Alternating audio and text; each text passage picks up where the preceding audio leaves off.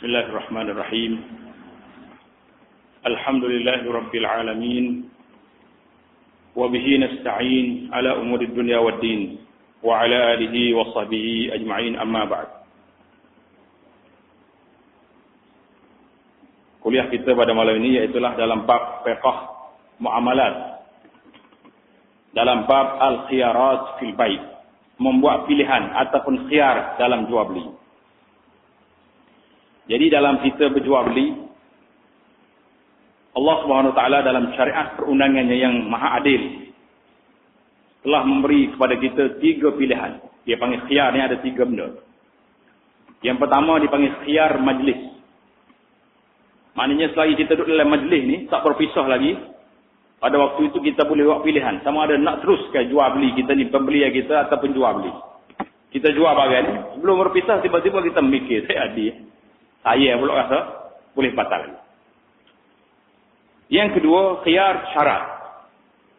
Kita buat pilihan dia dengan syarat. Saya nak beli barang ni tapi syaratnya ada syarat tertentu yang dibenarkan. Yang ketiga, khiyar aib dia panggil. Khiyar pilihan dengan sebab ada kerosakan pada benda. Jadi kadang-kadang kita tengok barang ni molek. Bawa balik rumah baru nampak, rusak barang ni. Orang jual pun tak royak. Jadi boleh kita berhak hantar balik. Kita boleh buat pilihan sama ada kita nak teruskan beli tadi, biarlah sikit-sikit rusak. Ataupun kita bawa barang ni pergi ke kedai, kata tak orang, barang ni rusak. Itu dia panggil khiyar. Pilihan dalam jual beli ni ada 3 jenis. Yang pertama, khiyar majlis. Yang kedua, khiyar syarat. Yang ketiga, khiyar aib. Khiyar mana pilihan? Pilihan dengan sebab benda dirusak ataupun ada cacat. Jadi itulah perbahasan kita pada malam ini insya-Allah taala tentang khiyar, tentang pilihan dalam jual beli. Menjadi dasar dalam akad jual beli, mana akad dianggap sah serta-merta jika segala rukun dan syarat jual beli telah dipenuhi. Syarat dia kita tahu dah. Penjualnya, pembelinya cukup syarat. Barang-barang yang dijual pun cukup syarat. Bukan barang yang haram. Barang yang ada manfaatnya. Dan ianya jadi milik kepada penjual. Pada waktu itu sahlah jual beli sempurna. Dengan ini, setelah sempurna semua syarat dan rukun dia, hak milik barangan yang dijual bertukar milik kepada pembeli. Dan hak milik barangan yang digunakan sebagai bayaran menjadi milik penjual. Maknanya barang yang kita beli tadi boleh ke pembeli. Harga barang itu boleh ke penjual. Sempurnalah dia. Oleh itu kedua-dua pihak tidak mempunyai pilihan untuk membatalkan akad tersebut. Jadi asalnya macam itulah. Bila selesai jual beli ni tak boleh dah. Balik rumah selesai 3 hari 3 malam pun tak boleh nak tukar. Namun demikian Allah Subhanahu Wa Taala tetap mengambil kira kepentingan manusia. Kedua-dua pihak yang menjalankan akad mungkin bersikap gopoh dan tidak teliti dalam membuat keputusan. Gopoh. Bahasa nak sangat waktu itu, jadi ni tak kira. Penjual ni pula, kadang-kadang barang dia tak molek, dia akan tekan juga. Awak nak ke tidak? Kalau tidak nak jual ke orang lain ni. Jadi kita pun tak ada nak memikir. Kalau tidak, dia jual orang lain. Tahu-tahu kalau budak-budak sekarang ni, yang dilatih supaya kempen orang-orang ni. Sama ada di supermarket besar-besar, dia duduk tunggu kat pintu. Bila kita mari, dia panggil lalu dia, pergi ambil kad. Ambil kad. Cabut saya bertuah. Jadi dia akan tipu kita. Gaya kita, dia kecek kita, mungkin tak ada nak memikir, kita ambil benda ni. Jadi kalau dia tidak teliti tadi macam nak buat, oleh demikian, kesahihan jual beli tidak semestinya berdasarkan hanya apabila rukun dan syaratnya dipenuhi. Sebaliknya, kedua-dua pihak berhak untuk meneruskan atau membatalkan akad yang telah dipersetujui. Jadi ada lagi, dia panggil hak-hak lain lagi. Langkah ini sebagai tanda prihatin dan bertujuan memastikan agar akad tersebut dijalankan dengan penuh kerelaan. Jadi kalau orang kena gaya, kena kecek, kadang-kadang dia bukan rela sangat nak beli, tapi pandai orang jual tu menyebabkan dia rasa, jadilah. Kau balik rumah orang tengok, tipu ni bagai tak molek. Tengok macam mana. Pilihan untuk meneruskan atau membatalkan akad yang telah dipersetujui diberikan oleh syarak kepada pihak yang menjalankan akad jual beli dalam 3 keadaan yang tersebut. Yang disebut sebagai khiyar. Maknanya sebagai pilihan. Khiyar, bahasa Arab, bahasa Melayu kita kata pilihan. Jadi yang pertama, kita masuk kepada khiyar majlis. Apa dia khiyar majlis ni? Khiyar majlis ini iaitulah kedua-dua pihak berhak menarik balik akad jual beli tersebut walaupun akad tersebut telah dipersetujui dan disahkan. Dengan syarat ia dilakukan di majlis yang sama dan secara fizikalnya mereka masih belum berpisah. Mana selagi kita duduk dalam kedai, kita boleh mikir nak ke tak nak. Penjual apa boleh fikir juga dia nak jual ke tak nak jual. Selagi dia tak berpisah. Jika mereka telah berpisah daripada majlis jual beli tersebut, khiyar ini tidak dibenarkan dan akad tersebut perlu dilaksanakan. Apa yang dimaksud dengan berpisah boleh dirujuk kepada amalan yang diguna pakai huruf. Huruf ni maksudnya suasana semasa. Orang tempat kita ni berpisah dia dengan cara mana? Kalau kedai besar tu keluar daripada kaunter ni, nak pergi ke kaunter lain pula, daripada pakaian kepada makanan, itu sudah dikira berpisah. Kalau kedai kecil, mana kita keluar daripada pintu dia, tengok suasana. Bukan sulit terbit pintu semua. Kalau kita pergi supermarket besar, kadang-kadang 3 jam tak keluar lagi. Terlalu besar dia. Jadi kita kena tengok suasana tepat. Bagi akad yang dilakukan dalam sebuah rumah yang besar, sekiranya salah satu pihak keluar dari bilik ke halaman rumah atau sebaliknya, mereka dianggap telah berpisah. Maknanya setelah kita beli, kita keluar daripada rumah ni, pergi di halaman dia. Itu sudah anggap berpisah, maka jual beli tadi sudah bertukar hak milik dengan sempurna. Tak boleh nak. Tak jadi dah.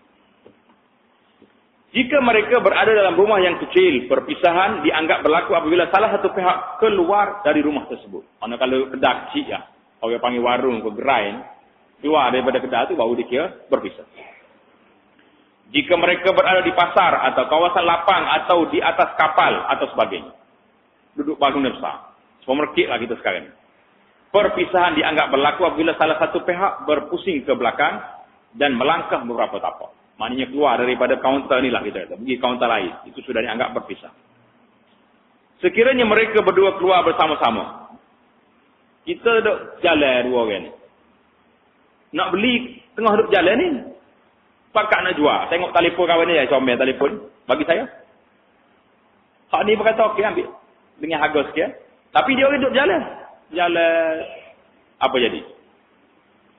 Berdua keluar bersama-sama atau berjalan bersama-sama, majlis tersebut masih berterusan dan mereka masih berhak menuntut khiyar. Dia dua orang ni jalan tak kira. Jauh pergi. Atas kereta sekali kalau kita kata. Nak pergi Kuala Lumpur. Duduk jalan atas kereta ni pakai telefon dia. Dia enggak beli dah saat ni. Tak mudah kecek. Siapa dia dekat dengan bentung kalau kita. Tak jadi. Atas klik telefon Raymond. Itu dianggap masih lagi dalam satu majlis. Kerana dia tak pisah. Dia duduk dalam sebuah kereta. Namun demikian, hak khiyar yang dimiliki tidak boleh digunakan jika salah seorang di antara mereka ataupun kedua-dua pihak membuat keputusan untuk mengadakan akad jual beli tersebut. Kalau dia kata jual beli ni tak boleh pilih ni. Tak boleh nak tunggu sampai Kuala Lumpur baru nak ajak.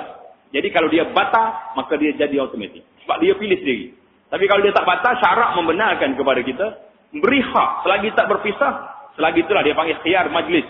Mana pilihan selagi berada dalam majlis yang sama. Maksud kita akad jual beli. Jadi contohnya, apabila mereka berkata, kami telah bersetuju untuk meneruskan akad ini, ataupun kami memilih untuk meneruskannya. Tak payah khiyar-khiyar, terus. Jadi, pakai jadi dah tu. Jadi. Apa jadi dah? Demikian juga jika salah satu pihak meminta pihak satu lagi membuat pilihan.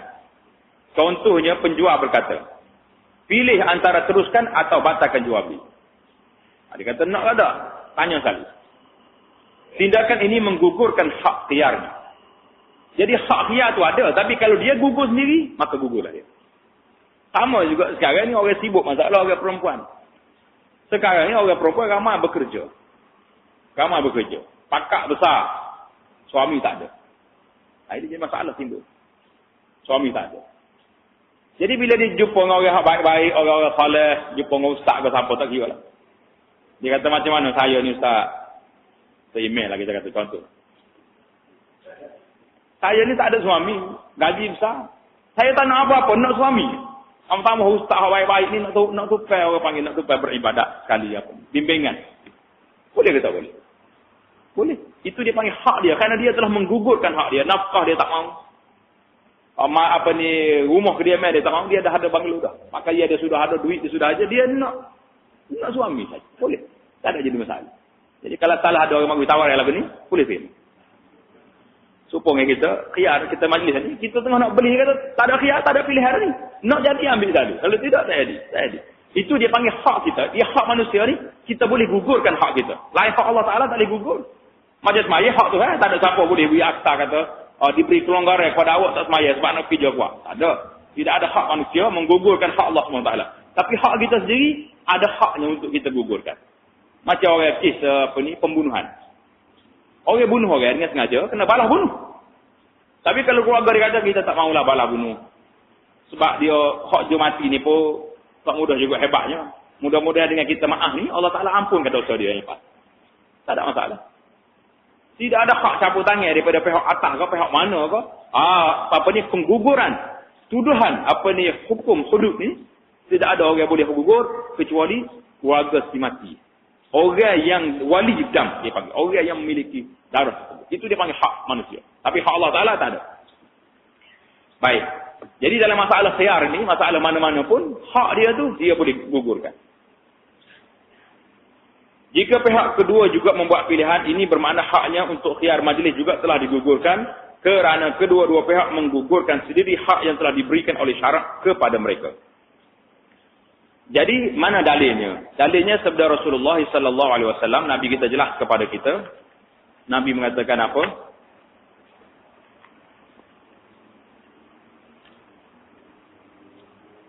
Al-bay'ani bil khiyari ma lam yatafarraqa wa kana jami'an.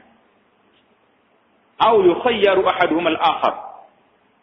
Itu lafaz Arab dia. Maksudnya dua pihak yang berjual beli boleh membuat pilihan selagi mereka tidak berpisah. Dan sebelum itu mereka bertemu atau salah seorang dari mereka memberi pilihan kepada seorang lagi. Itu dia panggil hak. Kita boleh beri pilihan ataupun kita tak sana. Dalil di atas menunjukkan maksud perpisahan ialah perpisahan fizikal sebagaimana yang telah dijelaskan sebelum ini. Pasal apa dia sebut masalah ni? Masalah ni ada khilaf di kalangan ulama. Ada setengah ulama lain daripada mazhab Syafi'i.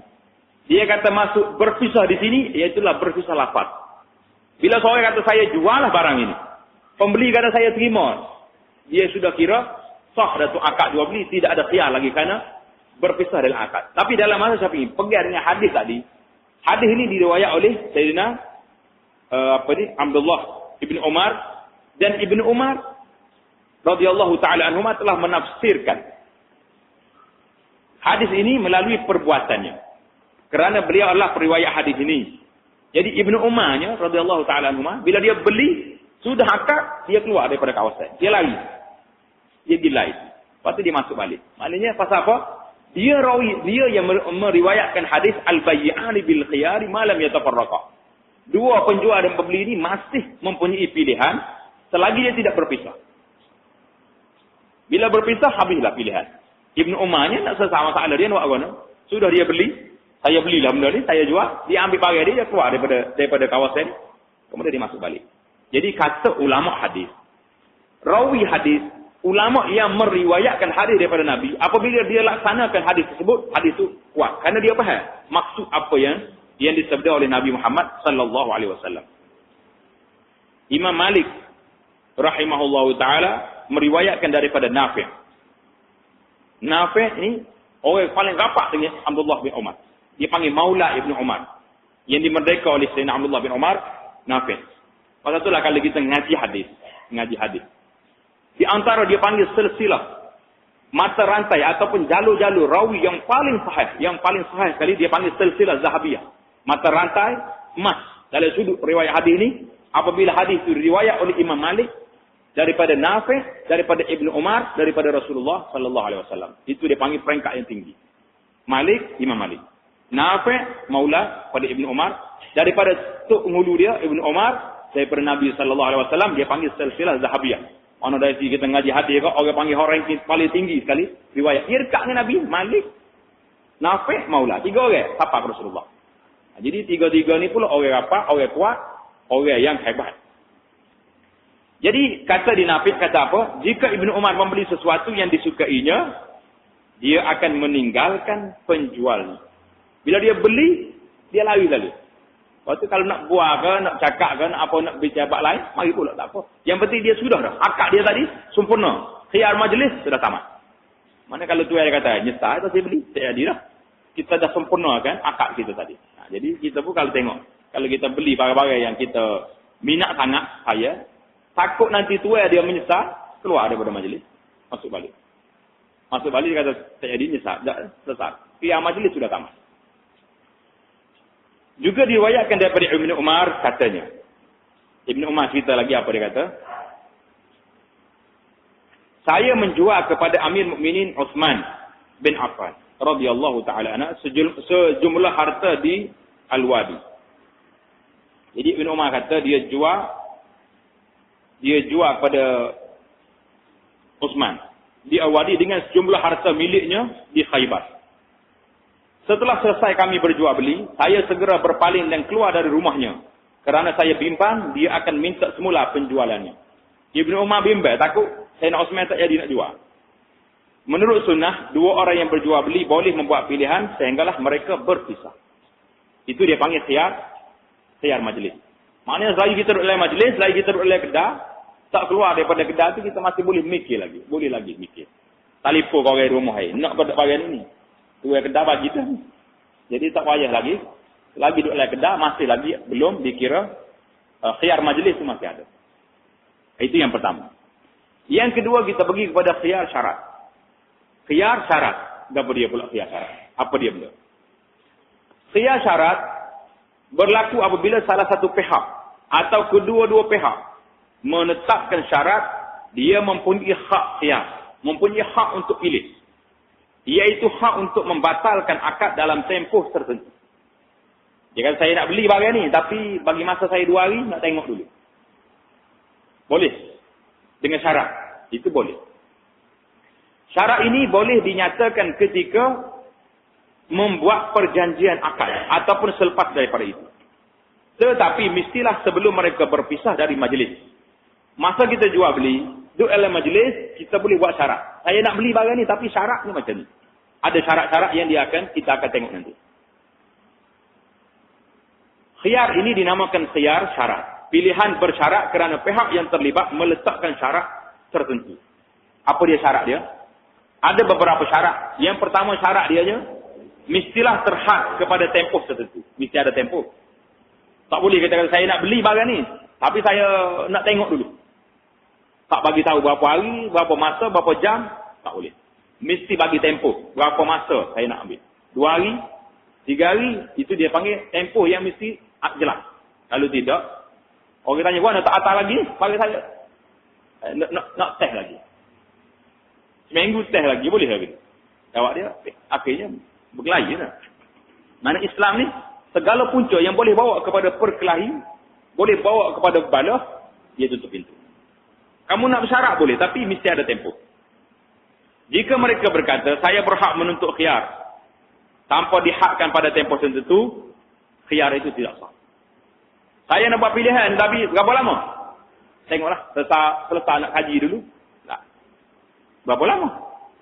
Mungkin dia ambil makan masa seminggu, masa 2 minggu. Sedangkan barang ni tak nak jual. Sebab janji dengan dia dah. Dia akan memberi mudarat kepada penjual. Penjual nak jual barang tak boleh. Orang kata saya nak beli barang ni. Tak boleh. Orang tu duduk tunggu. Kawan tu nak jadi ke tak jadi tak tahu sampai bila nak. Kalau kita bagi tempoh 2 hari senang. Lepas 2 hari dia tak mari, salah. Dia mari hari ketiga mana barang tadi? Jual lah. Janji 2 hari kan. Kenapa awak menyalahi janji?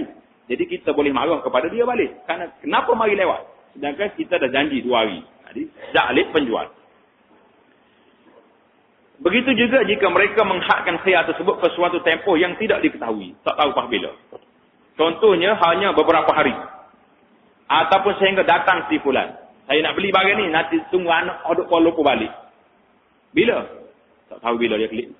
Tapi kalau anak dah bagi tiket dah, ada tarikh dah, tiket kapal terbang sudah ada, tiket bas sudah ada, boleh lagi dia kata 2 hari lagi dia balik.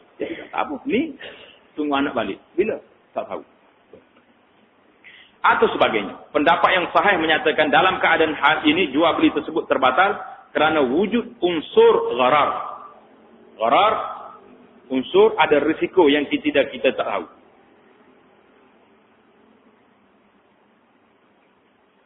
Dan tak jelas dari sudut, dia panggil dalam kaedah bahasa Arab, kita tulis seperti itu, al-gharar wal jahalah. Dalam kaedah bahasa Arab, dia panggil al-gharar wal jahalah. Ini penting.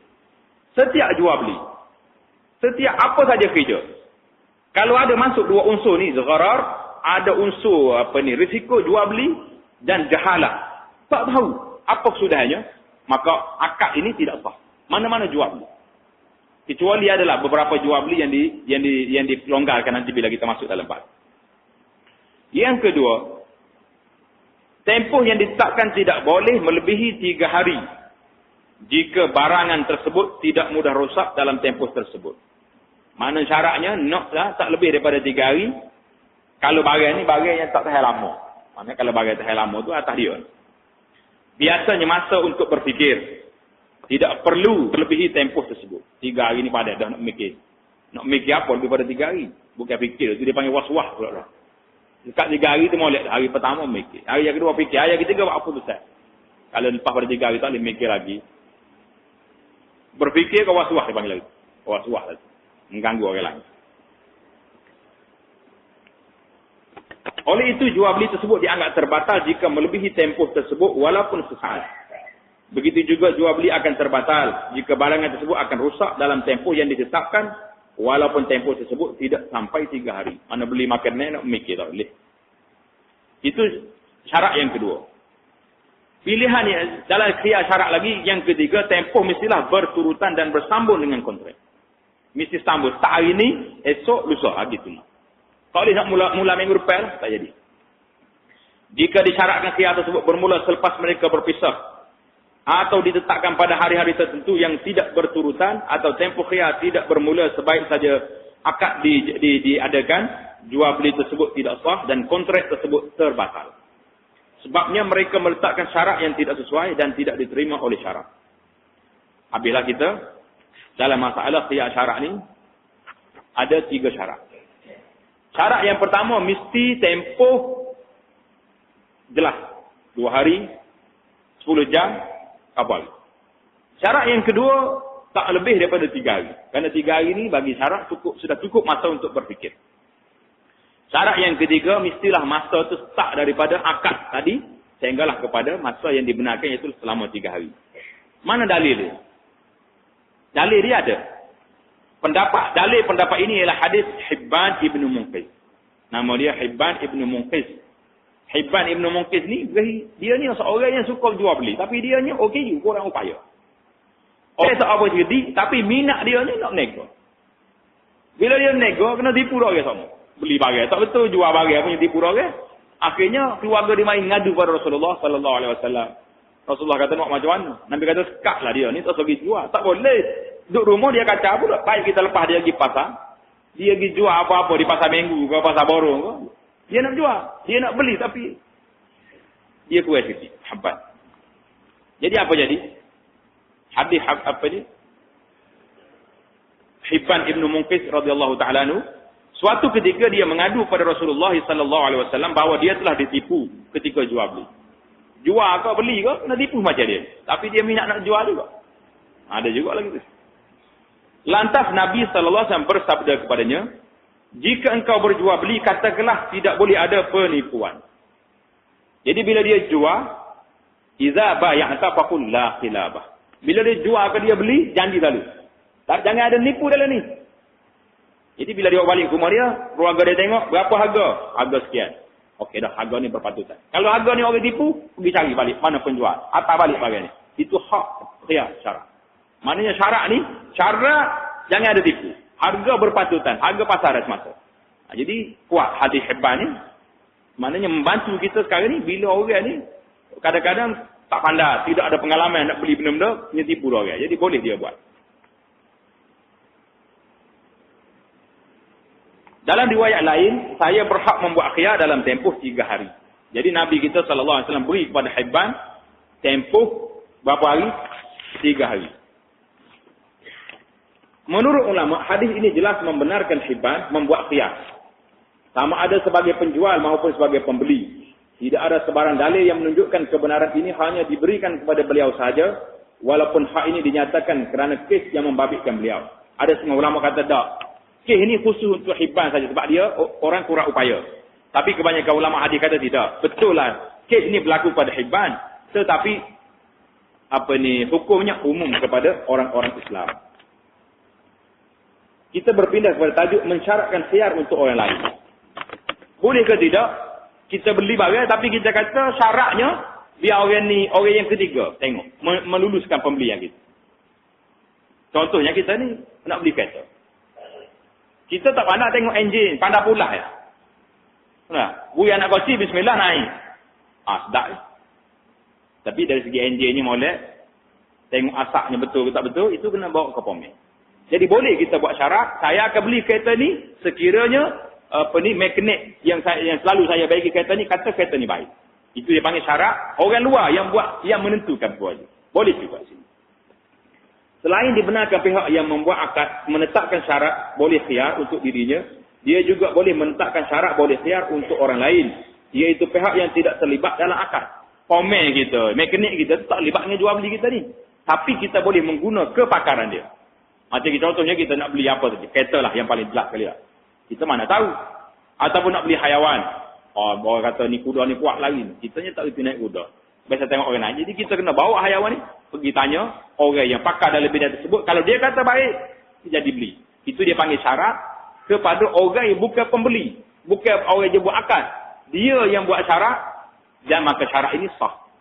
Jadi, itu dia menunjukkan bahawa keadilan syariat. Bahawasanya orang yang ketiga boleh membuat syarat. Menentukan. Nak beli ke tak beli. Sekiranya kepakaran ada kepada orang lain. Jadi bilakah hak khiyar dibatalkan? Khiyar syarat tadi, bilakah terbatalnya khiyar kita ni bila terbatal? Hak khiyar ini syarat dianggap terbatal dengan sebab-sebab berikut. Sebab yang pertama, tamat tempoh yang disyaratkan. Kita sekarang ni, syarat dia. Dalam masa 2 hari, awak boleh berfikir. Tak mari, lepas pada 2 hari, batal syarat. Yang ketiga, jual beli itu diteruskan dan dipersetujui dalam tempoh khiyar. Janji 3 hari. Dia balik tak ada 3 hari. Lepas pada pagi esok, pagi kata, malam dia telefon mari. Okey? Saya setuju dah.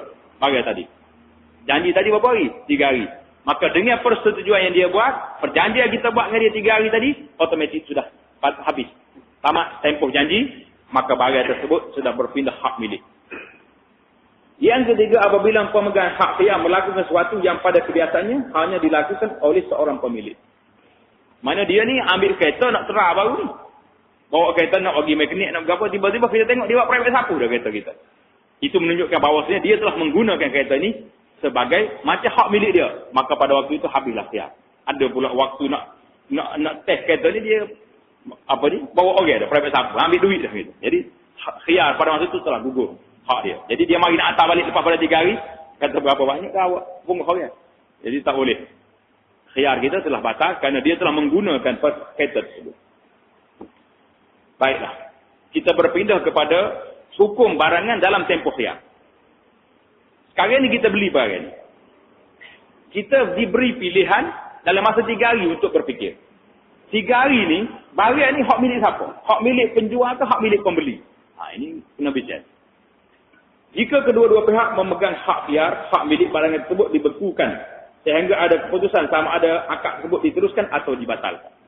Kalau tuan dia kata saya pun nak mikir, pembeli kata saya nak fikir. Sekarang ni hak ni tak tahu hak siapa. Barang ni duduk tengah-tengah.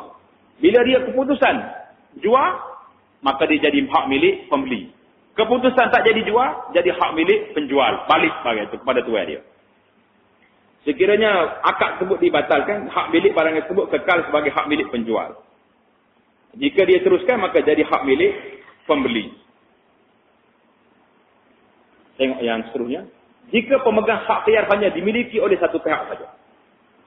Barangan tersebut menjadi hak miliknya kerana hanya dia sahaja yang punya hak menggunakan barangan tersebut. Mana kita boleh pilih kepada pembeli, awak ambil dalam masa 3 hari. Pada waktu itu, jadi hak milik dia. Kalau berlaku kerosakan barang pada masa itu, macam mana nak buat? Dalam masa tempoh khiyar, kereta ke, apa saja kita beli, rusak, aksiden, rusak dan sebagainya, siapa yang bertanggungjawab? Beberapa perkara perlu diperhatikan terlebih dahulu jika barangan tersebut rusak dalam tempoh khiyar. Jika kerosakan berlaku sebelum barangan tersebut diterima oleh pembeli. Kita nak beli barang ni. Tapi kereta nak beli. Kemudian kita bagi tahu kepada penjual, tunggulah sehingga saya bawa mekanik saya mari tengok. Kereta duduk mana sekarang ni? Duduk dengan di kedai penjual. Kalau berlaku kerosakan masa tu, orang yang mari langgar ke apa, kereta tu di bawah jaminan penjual kerana kita belum ambil barang. Baik. Jika kerosakan berlaku selepas barangan tersebut diterima oleh pembeli. Tuan dia kata tak apa, dalam masa 2 hari awak ambil pakar tengok. Ada rusak ke, ada tak baik ke, di mana apa ni kerosakan mungkin tak nampak. Jadi dalam pada itu, tengah-tengah nak bawa nak terah, berlaku aksiden ataupun rusak. Siapa yang bertanggungjawab? Pada waktu itu pembeli kena bertanggungjawab. Kerana dia sudah keluarkan barang tersebut daripada jagaan penjual. Jadi walaupun dalam masa khiyar. Contohnya, kalaulah masa ni masa khiyar, macam mana kita nak buat? Masa tu masa khiyar. Tiba-tiba kita kata tak jadi nak beli. Kalau tak jadi nak beli dengan sebab aksiden, maka pembeli tadi, dalam masa khiyar tadi, betullah merusakkan barang orang ni, maka dia menjadi tanggungjawab dia. Dia mesti kena bayar ganti rugi. Kereta ni kena baiki, dah habis 3,000 contohnya. Awak kena bayar semua ganti rugi. Pasal dia yang merusakkannya. Tak boleh kata, sampai masa khiyar lagi, masa pilihan lagi ni. Hantar baliklah kereta ni. Betul kita boleh hantar balik. Tapi segala kerusakan yang dibuat, mesti dipertanggungjawab oleh pembeli. Kita berpindah kepada khiyar aib. Yang ketiga, khiyar dengan sebab berlaku kerusakan. Ataupun ada cacat. Ada kecelaan pada barang yang kita beli. Ini masalah kita sekarang ni, khiyar aib ni banyak. Tetapi orang sekarang ni, tak bagi tahu pada orang. Sama ada penjual, pembeli. Kalau kita nak jual kereta, kita orang, kawan kita sendiri, mari tanya, macam kereta awak ni tahu mana? Oh, saya pakar daripada mula-mula beli sampai hari ni. Tak ada apa-apa. Nak pergi Kuala Lumpur, isi minyak je. Tak payah, mampu 3 kali tengah jalan. Jadi ini satu amanah yang tidak dibuat. Amanah ni lah yang tidak ada sekarang ni penjual beli. Sebab tu kita tengok banyak penjual-penjual hari ni tidak ada berkat. Bukan kereta saja, apa saja pun. Kalau kita tanya barang dia, Allah barang saya ni garanti saja. Padahal garanti saja. Bendanya barang tak apa pun orang payah tapak kali dah. Jadi kita tidak amanah dalam beri nasihat kepada orang. Pada asasnya, urusan seorang Muslim dengan orang lain perlu dijalankan atas landasan saling menjaga hak dan bersih daripada segala unsur penipuan. Bagi tahu betul, barang saya ni usah. Saya jual barang ni buatan Cina. Harga murah, RM200. Tapi orang pakai dah tu saya dengar ceritanya. Tak ada banyak tahu. Kadang-kadang tahu pun, beli lain pun tak. Hak ni barang buatan Jepun. Mahal sikit, harga 300. Tapi orang beli dah tak ada bunyi, mari beli hal lain. Jadi kita bagi nasihat dengan betul. Tidak kata, Cina apa, okey. Yang penting barang saya ni molek, tak siroyak. Pasal, nak suruh orang beli barang kita. Tak beli kedai orang lain. Penipuan berarti mengambil harta orang lain dengan jalan yang tidak sah. Rasulullah SAW pernah memberikan peringatan yang amat keras kepada umat Islam supaya tidak menipu. Nabi raya jangan nipu. Sesiapa yang menipu, dia bukan dari kalangan kami. Man ghasya falaysa minna. Nabi kata siapa dia menipu. Nipu tak kira menipu ke apa-apa. Menipu dalam jual beli, menipu dalam percakapan, menipu dalam urusan, menipu. Beratna. Biarlah. Oleh kerana benda ni berlaku, kita duduk di masjid macam, peristiwa ni berlaku di macam. Mudah-mudahan orang itu ada. Tengah kita duduk di satu tempat. Tiba-tiba mari seorang masuk, duduk sebelah kita. Dia buang dengan saya dia, setek kerja. Dia kata saya kerja sedap lah ni. Overtime hebat benar dia kata. Masuk hotel 5 hari, claim 10 hari sama. Kita nak jenis dia. Kata 5 hari tu, claim untuk apa? Untuk masuk neraka. Nipu. Menipu KJL. Kau menipu siapa? Kau menipu majikan, menipu syarikat. Ini menipu. Baru ya peristiwa ni berlaku, jadi kita minta tolonglah. Kalau terdengar. Atau kita sendiri yang buat kerja. Buat kerja 5 hari, klaim 7 hari. 2 hari lagi tu makan neraka. Nipu. Nabi kata, man rasya falaysa minna. Siapa dia nipu, tak kira nipu ke apa. Nipu jual beli, nipu apa saja. Kalau urusan apa masalah, bukan dari kalangan umat aku, kata Nabi SAW. Salah satu contoh menipu dalam perniagaan ialah penjual menyembunyikan kecacatan yang ada pada barangan yang dijual, walaupun dia mengetahui. Tak bagi tahu.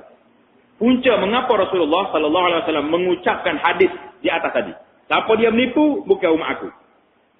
Menjadi dalil bagi masalah ini, Abu Hurairah radhiyallahu taala anhu meriwayatkan Rasulullah SAW melalui kawasan yang terdapat selongguk makanan yang dijual di pasar. Nabi kita lalu di pasar, ada orang jual makanan, selongguk makanan. Nabi kita tengok pelik nampak. Tengok atas ni molek, tapi bang tak baik. Baginda sallallahu alaihi wasallam memasukkan tangan ke dalam makanan tersebut. Dia masuk tangan dia. Masuk tangan ke bawah. Bawah timun yang makanan. Dan terasa basah. Warna dan yang bawah ni atas domel. Baginda bertanya, apa ini? Wahai tuan punya barang ni. Kata apa ni? Bawah ni basah, atas cantik. Penjual itu berkata, wahai Rasulullah, makan ini terkena hujan. Hujan baru ni tu. Basah bawah. Atas kering dah. Baginda bersabda, bukankah elok jika engkau letakkan makanan yang basah tadi di sebelah atas? Hak basah tak atas atau tak tepi. Jangan tipu macam ni. Dilihat oleh orang ramai siapa yang jadi kata tadi, Nabi kata biar orang nampak. Hak ni hak basah, hak ni hak kering. Hak ni RM10, hak ni RM5, harga lain. Jangan jadi macam tu Arab tak awak tamak. Kau comel rata, bawah ni masya-Allah dengan bubuknya dengan siap. Tak kira lah Arab akan melaju tu betul lah. Ya buat kita dah. Kadang-kadang tak apa tahu tu atas comel ada bawah tu ni tahu ambil. Jumpa juga pakai-pakai kau makan. Jadi Nabi pun bersabda, man ghasya falaysa minna, siapa dia nipu bukan dari kalangan umat aku, kata Nabi sallallahu alaihi wasallam. Kenyataan disokong oleh Nabi sallallahu alaihi wasallam, al-muslim akhul muslim, la yahillu li muslimin ba'a min akhihi bai'an fihi aibun illa bayyanahu. Seorang muslim adalah saudara kepada muslim yang lain. Tidak halal bagi seorang muslim menjual sesuatu barangan yang ada kecacatan kepada saudaranya, kecuali dia menjelaskan kecacatan itu kepadanya. Wah ya, apa saja. Kereta saya ni makan minyak. Dia abuk kuno. Bagi tahu. Kalau tidak, kita termasuk di kalangan orang yang menipu. Masa kita tak ikut. Kalau tidak, kita cerita bagaimana sahabat. Bila dia beli, contohnya ada seorang sahabat, dia beli kuda. Harga murah sebab kawan itu mustahak nak duit. Dia pun ambil kuda ni naik. Lajunya dengan hebatnya, lopak kuatnya. Dia pusing balik. Dia jumpa balik sahabat dia. Dia kata, aku mari ni semula. Hak kita beli tadi, tak cukup. Kejut tuai barang. Tuai kuda ingat kau nak mari, tawar. Dia kata, dah, nak mari tambah balik duit. Kerana saya beli harga tadi tidak sepatutnya dengan kuda kamu yang begini pantas. Kata di penjual sahabat ni, kenapa? Dia kata, bayakna. Kami telah ikat setia dengan Rasulullah sallallahu alaihi wasallam an-nusu li kulli muslim. Kami telah ikat setia dengan Nabi sallallahu alaihi wasallam waktu masuk Islam dulu nak beri nasihat kepada orang muslim. Jadi nasihat akunya, harga kudamu ni bukan harga hak mu jual tadi, ni harga sebenar. Dia pergi bayar tambah kepada penjual tersebut kerana inilah nasihat dia kepada orang itu. Jadi kita hari ni mana nak jumpa orang nasihat lagu ni? Nak tipu orang ada. Jadi biarlah kita kalau penjual ke apa saja orang nasihat. Kalau orang mari tanya kita, awak ni jiran kepada orang makcik ni. Saya nak ambil anak dia. Boleh ke tak boleh? Kita kenal betul-betul anak makcik ni. Tak semayanya, dengan pakai seluar ketaknya, dengan total auratnya. Bagi tahu. Awak nak ambil boleh, tapi saya tahu budak ni tak semaya. Bagi tahu betul-betul. Kalau orang lelaki pula, budak ni kaki repik, tak lagi jumpa masjid ni. Dadah bergama, ni tidak. Bagus-bagus budak ni jauh ni. Itu pun termasuk dalam menipu. Apa saja perbuatan. Tak kira apa ni. Inilah kata sahabat, kita telah bai'ah dengan Rasulullah sallallahu alaihi wasallam an-nushu li kulli muslim, janji nak beri nasihat kepada setiap orang muslim. Jadi orang bukan Islam juga termasuk dalam maksud hadis ini. Jadi kalau kita bermuamalah jual kepada orang tidak Islam, pun kita kena bagi tahu kepada dia, bagi tak baik ni cik. Jangan kata tak apa. Bukan Islam tu, kita ngomong lagi bagi buruk. Kerana emis Islam akan tercalar, dia kata. Saya beli dengan orang Islam, tipu juga. Siapa yang rusak pada waktu itu? Bukan orang Islam yang merusak nama dia? Jadi selain penjual, siapa saja yang mengetahui kecacatan tersebut juga wajib menjelaskannya kepada orang lain walaupun dia bukan penjual maupun pembeli. Tapi jangan tipulah. Ni dok, saya tu jaga tepi kaya orang, bukan tepi kaya orang hari ni. Soalnya keaiban, kecacat celah ni kita kena bagi tahu. Jadi kata dalam hadis lain, Nabi kita sallallahu alaihi wasallam beritahu, tidak halal bagi seorang yang menjual sesuatu kecuali dia menjelaskan kandungannya, dan tidak halal bagi siapa yang mengetahuinya kecuali dia menjelaskan. Orang yang tahu pun kena bagi tahu. Saya tahu kereta ni tak baik. Saya tahu barang ni rusak. Jadi kita bagi tahu kepada sahabat senyap-senyap, jangan bagi tahu derah, kalau tidak balas pula kita. Jadi banyak lagi hadis-hadis tentang khiyar aib ini, oleh kerana khiyar aib ini sebenarnya satu perkara yang besar berlaku dalam masyarakat. Jadi insya-Allah taala kita akan tangguhkan dulu perbincangannya kepada masa yang akan datang insya-Allah taala. Subhanakallahumma bihamdika asyhadu an la ilaha illa anta astaghfiruka wa atubu ilaik. Subhanakallahumma bihamdika asyhadu an la ilaha illa anta astaghfiruka wa atubu ilaik. Subhanakallahumma bihamdika asyhadu an la ilaha illa anta astaghfiruka wa atubu ilaik. Wa sallallahu wa sallama wa baraka ala Muhammad wa ala alihi wa sahbihi ajma'in. Walhamdulillahi rabbil alamin.